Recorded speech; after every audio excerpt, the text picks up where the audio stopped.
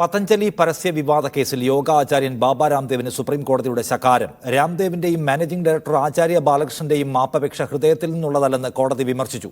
ഉപാധികളില്ലാതെ മാപ്പപേക്ഷിച്ച് ഇരുവരും നൽകിയ സത്യവാങ്മൂലം അംഗീകരിക്കില്ലെന്നും കേന്ദ്രം എന്തുകൊണ്ട് ഇത്രയും നാൾ കണ്ണടച്ചുവെന്നും സുപ്രീം കോടതി ചോദിച്ചു.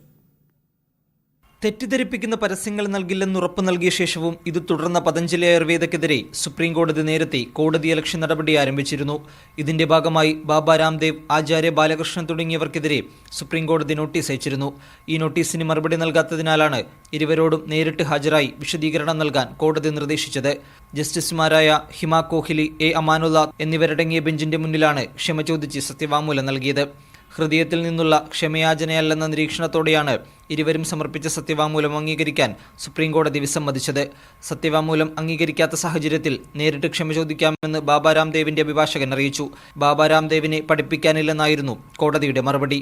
കോടതിയിലുണ്ടായിരുന്ന ഇരുവർക്കും ഒന്നും പറയാൻ കോടതി അനുമതി നൽകിയില്ല. ബാബ രാംദേവ് യോഗയ്ക്കായി ഒരുപാട് കാര്യങ്ങൾ ചെയ്തിട്ടുണ്ട്. മറ്റൌഷധ രീതികളെയോ വിമർശിക്കാനോ പരിഹസിക്കാനോ ഉള്ള ലൈസൻസ് അല്ലെന്ന് കോടതി പറഞ്ഞു. സത്യവാങ്മൂലത്തിൽ വ്യാജരേഖകളുണ്ടെങ്കിൽ കർശന നടപടിയെന്നും കോടതി മുന്നറിയിപ്പ് നൽകി. വ്യാജപരസ്യങ്ങൾ തടയാൻ കേന്ദ്ര സർക്കാർ എന്തു ചെയ്തുവെന്നും കോടതി ചോദിച്ചു. പതഞ്ജലിയുമായി സംസ്ഥാന കേന്ദ്ര സർക്കാരുകൾ കൈകോർത്ത് പ്രവർത്തിക്കുന്നുവെന്നും കോടതി കുറ്റപ്പെടുത്തി.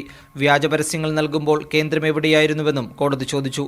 ഏപ്രിൽ 10 വിശദമായ സത്യവാങ്മൂലം നൽകാൻ ഒരവസരം കൂടി കോടതി നൽകി. 10 ഇരുവരും വീണ്ടും കോടതിയിൽ ഹാജരാകണമെന്നും നിർദ്ദേശിച്ചു. ഇന്ത്യൻ മെഡിക്കൽ അസോസിയേഷൻ നൽകിയ ഹർജിയിലായിരുന്നു കോടതി ഇടപെടൽ. മീഡിയ 1 ഡൽഹി.